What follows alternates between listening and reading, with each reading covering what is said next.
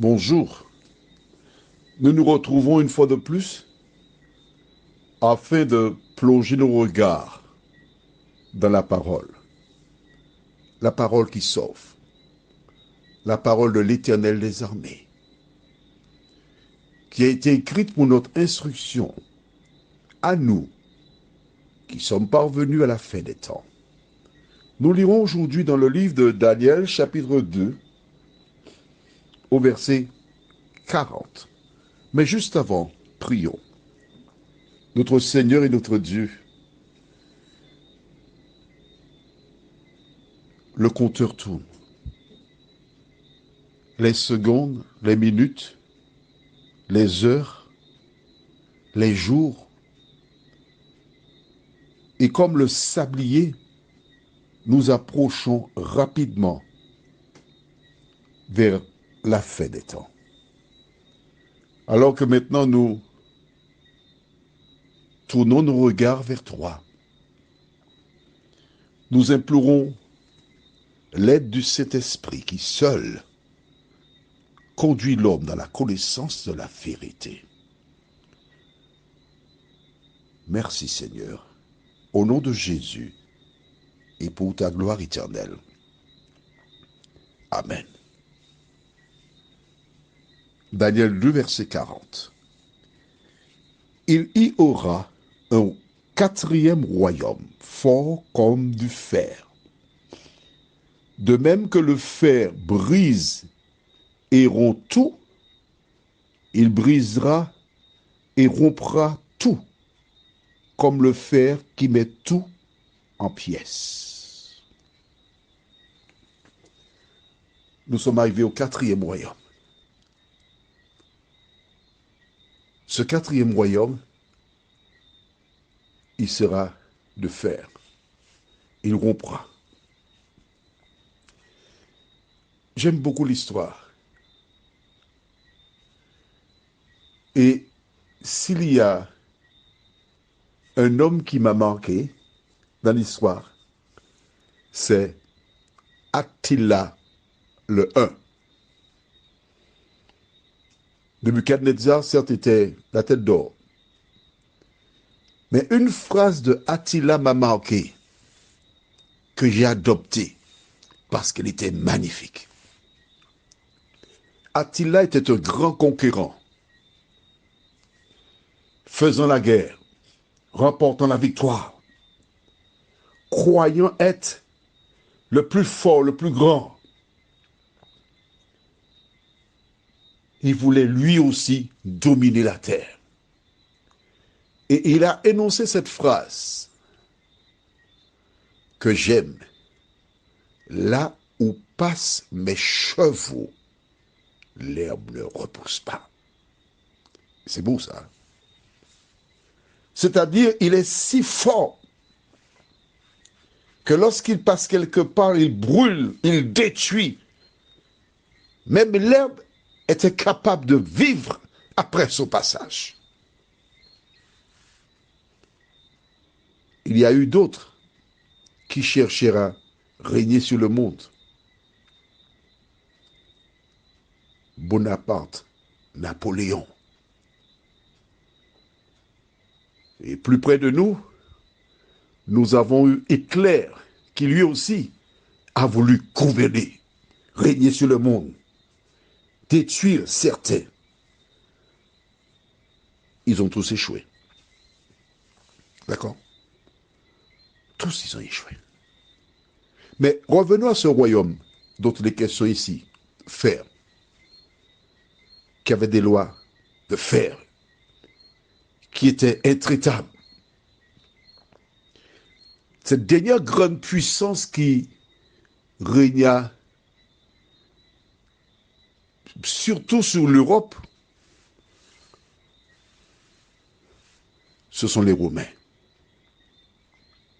Fais des recherches et tu verras dans ce domaine.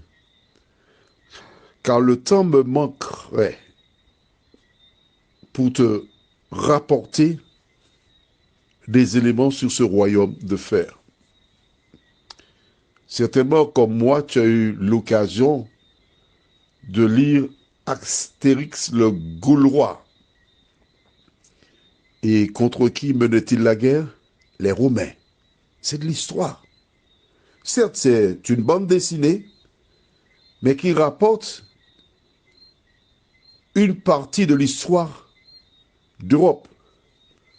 Parce que les Romains régnaient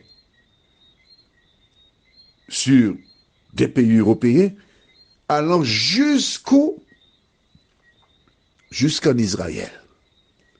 Mais bien sûr, ce sont eux qui étaient là et qui contribuèrent à la crucifixion de Jésus. Reprends l'histoire et regarde. Et tu verras que en quelle année les Romains régnèrent sur l'Europe et d'autres pays aux alentours. Tu verras en même temps,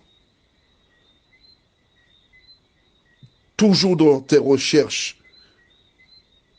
ce qui s'est passé dans l'actuel Irak et les différents royaumes qui se sont succédés après.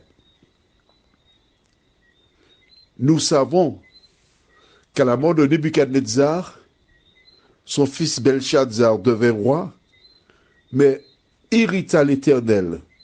Et dans une nuit, il mourut, et Darius le Mède s'empara du royaume de Babylone, ou encore de Nebuchadnezzar. Tu trouves cela dans Daniel chapitre 6. D'accord? Mais le royaume de fer, pourquoi je te donne des détails pour que tu saches de quoi il s'agit? C'est parce qu'il y a un autre qui viendra après.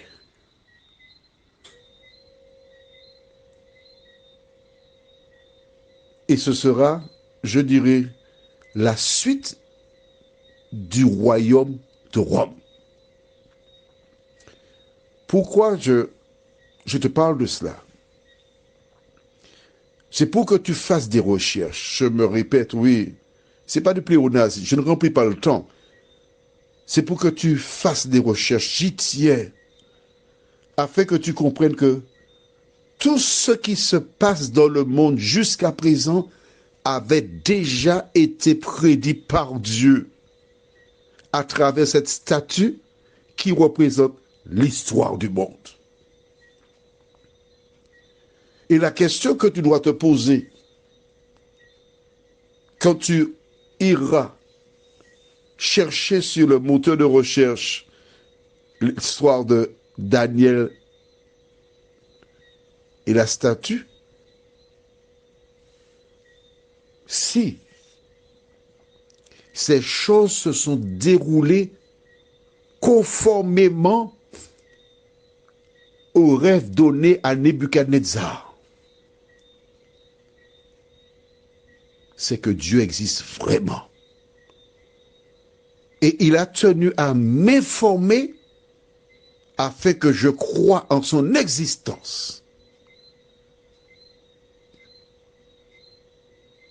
De telle sorte qu'à son avènement, je ne sois pas perdu. Voilà donc pourquoi je te conseille de prendre ton cahier de 300 pages quand tu iras faire la recherche et de noter les différents royaumes, les particularités. Alors si tu veux, pourquoi je te dis le cahier? Parce que c'est beaucoup plus simple. Si tu veux ensuite écrire ces choses sur ton ordinateur pour l'avoir à portée de main, c'est pas mauvais. Mais pourquoi le cahier?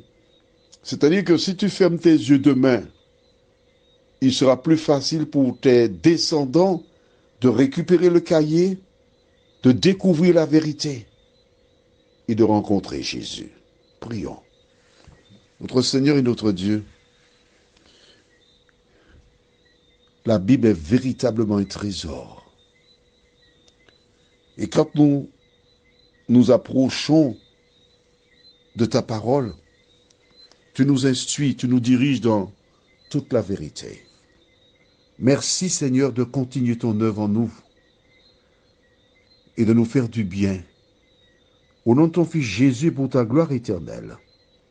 Amen. Je te souhaite une bonne journée. Que l'Éternel continue de te garder, de te bénir. Et n'oublie pas, tout cela a été écrit pour notre instruction.